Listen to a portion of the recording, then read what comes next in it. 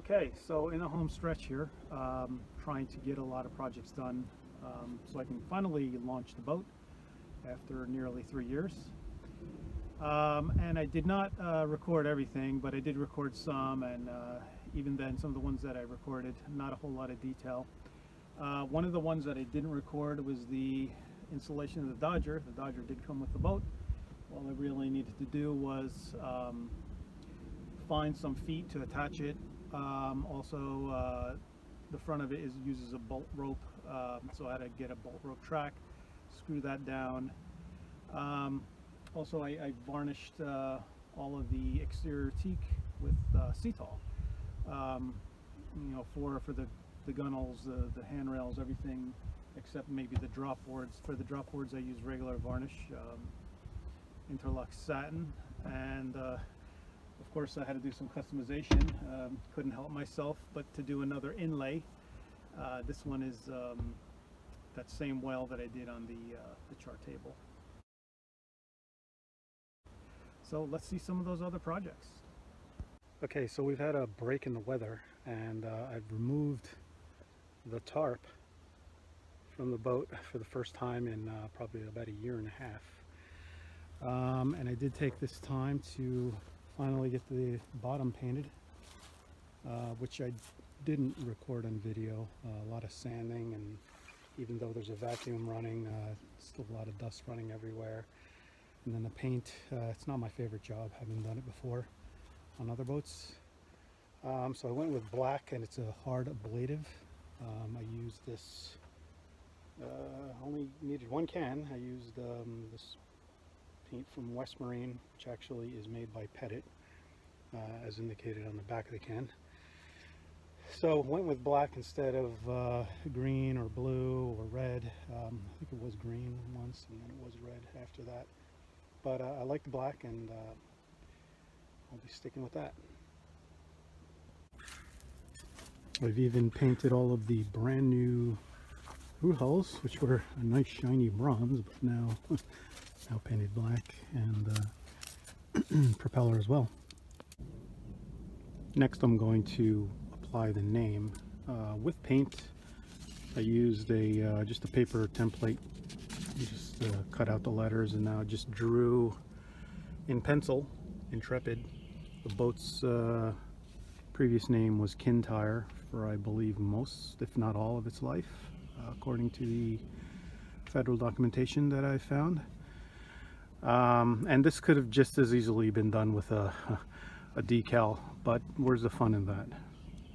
So I'm going to utilize the same font. This is Times New Roman, and the same color scheme. So let's see how this comes. Okay, so not real happy with the way that's coming. If you look closely, it's kind of sloppy. That blue tape is actually to redo my pinstripe, so I'm going to try this a different way.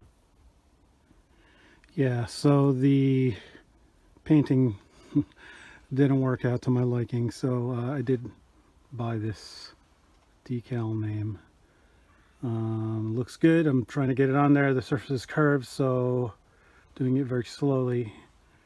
Hopefully this comes out okay. And there it is. Boy, doesn't that look pretty. So there's a few bubbles in there. Very small. You really need to get close to see them, that I'm not really worried about. Suppose I can cut them with a razor blade. Also, the gold is slightly different than the stripe up top, but I really don't care about that. Guessing once the sun shines here, it'll probably look even better. And now painting the top stripe.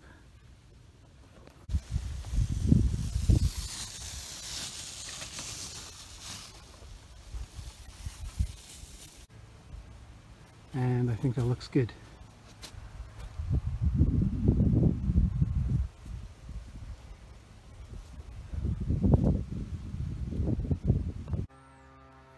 Next, I had built this tabernacle, hinged tabernacle, a couple years ago, actually not long after I had gotten the boat.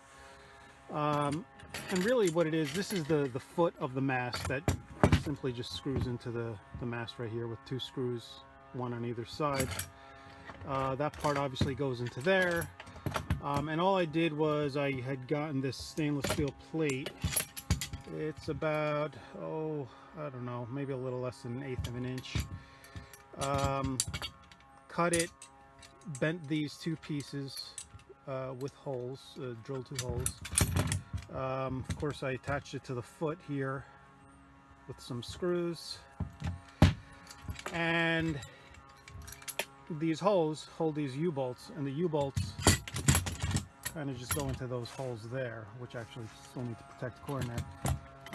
But in order for them to, for the hinge to function properly, I made this, you can see it's kind of a beveled shim piece made of HDPE, high density polyethylene, and it simply just goes in like that, and it hinges just like this. They're not tightened down, but you can see the bevel here of the shim, how it's actually higher on the front here than the back. And with the backing block on and the U-bolts cut to size, that's kind of how it goes. It's just a piece of wood, yellow balau, that I'm going to stain.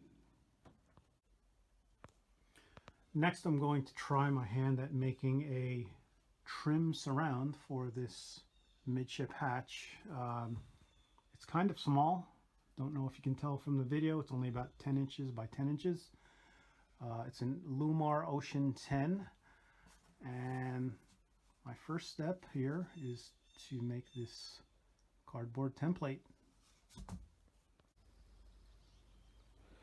Originally, I was planning to make the trim piece out of teak, but I don't really have any left, and I'd like to see if I could try something else.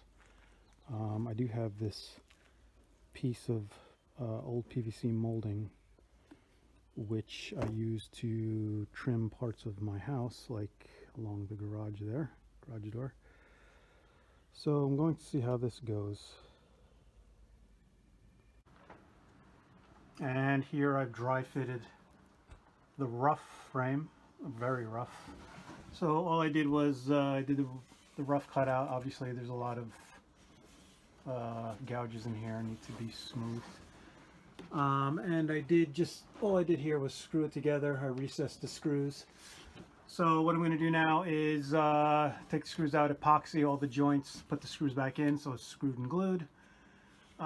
Once that's dry, I need to fair these areas here because of the way I cut this. Was kind of hard to make the cut with the tools I had. And then round the edges with a router. Maybe even take this corner off here.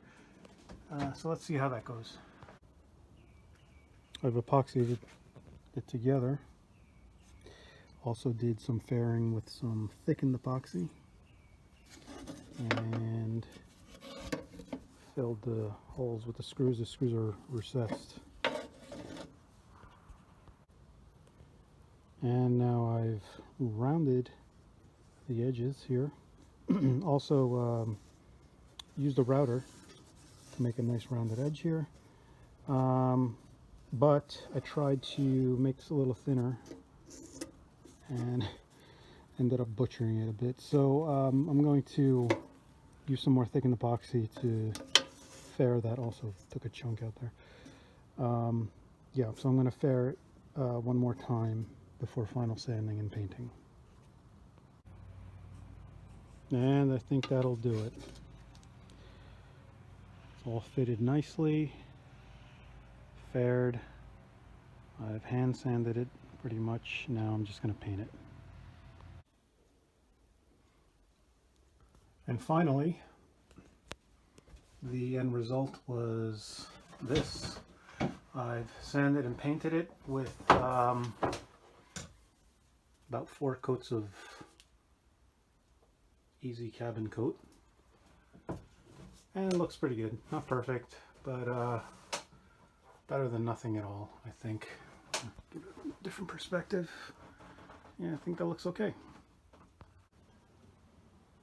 Okay, sitting below the front hatch up front, there doesn't seem to be any practical way to put in a trim piece frame here. You can see the way this was installed. The base of the hatch itself is flat while the deck is curved. So I think the best option here is to just do some fairing compound in here, get it as smooth as possible, and then just paint it so it blends in, hopefully. I put on some fairing compound here on the laminate. You can see the frame for the hatch, the wood frame, and then this is the laminate. And I used the fairing compound, that's just West Systems epoxy with that red fairing compound. And I've been sanding it, trying to get as smooth as possible, and then I'm just going to paint this and leave it as is. There's really not much other option here. And here it is. Not perfect. Definitely a little better, or much better anyway. And I used Petit Easy Cabin Coat, a couple layers.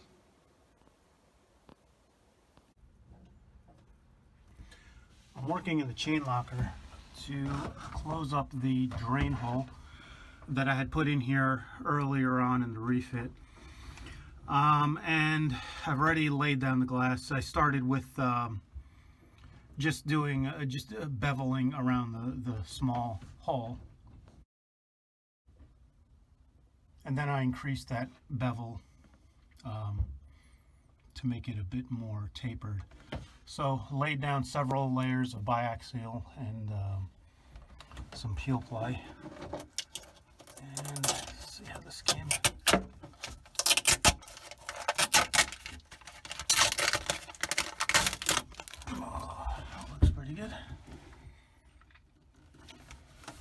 So down beneath here, put in some thickened epoxy and a plastic hose barb here, and I have a 3/4 inch hose attached to this, and I kind of just epoxied it in.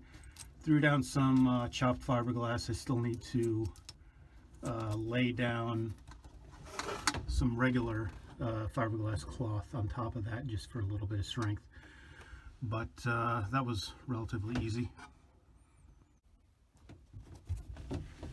And there's that drain area with the glass laid down. A little sloppy, but I'll probably just sand it down before I recoat it with the bilge paint. That should have finished off the chain locker. Painted, got that new drain in there. Also attached the rod to that eye. And made some final additions here.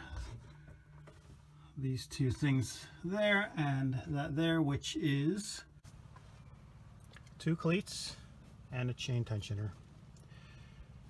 And I've also gotten a new chain. This is 5/16 G4.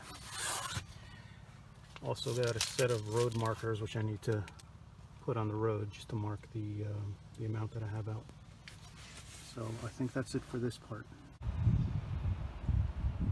I've decided to put the rudder head back on to the rudder. Started by drilling out the original holes, which I could still see even though they were epoxied over. Then I just over drilled those holes, filled them with epoxy, and then after that cured, I drilled a smaller hole to protect the wooden core that's inside the rudder. At least I think it's wood. Pretty sure it is. And now I just bolted it on, which wasn't too bad. Looks good. One of the final jobs I'm going to be doing is to paint on a non-skid over the original molded in non-skid, which really is not effective, especially in an offshore environment. So the one I chose is Kiwi Grip. I went with a gray, which is actually extremely light. It's almost even white. Probably more so off camera. But essentially you just use the roller here to put the texture on in the right humidity conditions. For smaller areas, I'm just going to use a little brush to dab it. I know a lot of people just use another roller or a piece of a roller to do that, but I don't have any. So I'm also happy this comes in a pouch now. It no longer comes in a big can, which means if you don't use it up, you can just cap it off. So let's see how this comes. I already started taping off the foredeck, so I think that's probably the most tedious part. And putting it on, I prefer a short back and forth rolling motion rather than a long type. Seems to work out better for me. Okay, so that's the foredeck finished, and just a little bit right here.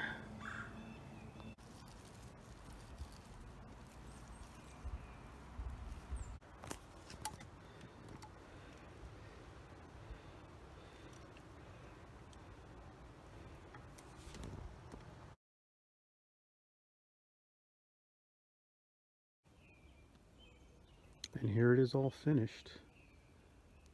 Of course, getting covered in pollen now. I had to do this in sections over the course of maybe a week due to my schedule. And it went on a bit darker than I thought it was going to, but it still looks good. Actually had a bluish tint to it at one point, maybe reflection from the sky, I'm not sure. But it's definitely very practical. It has a lot of grip to it, and this is definitely a good upgrade for any offshore boat. Okay, so finalizing the pedestal. So I did mention that I was going to convert back to tiller steering, and that still is the plan. However, I am going to use this for now, and I did rebuild quite a bit of it. I did find out that the pedestal was an option at the J.J. Taylor factory, and is shown in this shot of a J.J. Taylor factory brochure.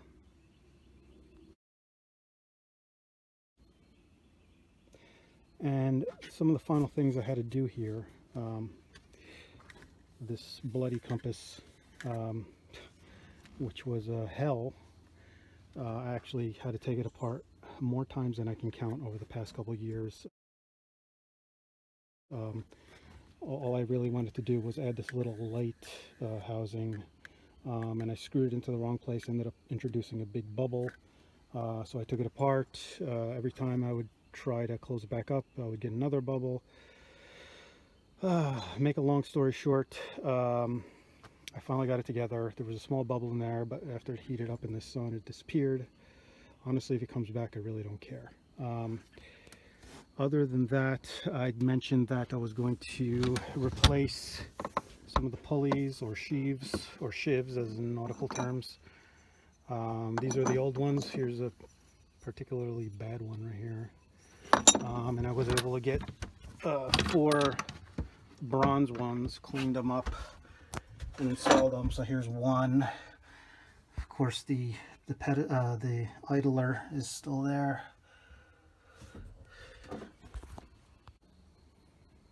And I think that'll do it. The very last thing that I have to do here, after having strapped the mast to the top, was to add this temporary bow guard. Temporary because I'm only using it for the rechristening ceremony, break the bottle there. And all I did was I took a piece of stainless steel sheet metal that I had left over from the galley rebuild, and it actually came from an old barbecue grill. So just put it on there with some silicone. Hopefully it holds, you know, once that's dry. That's it.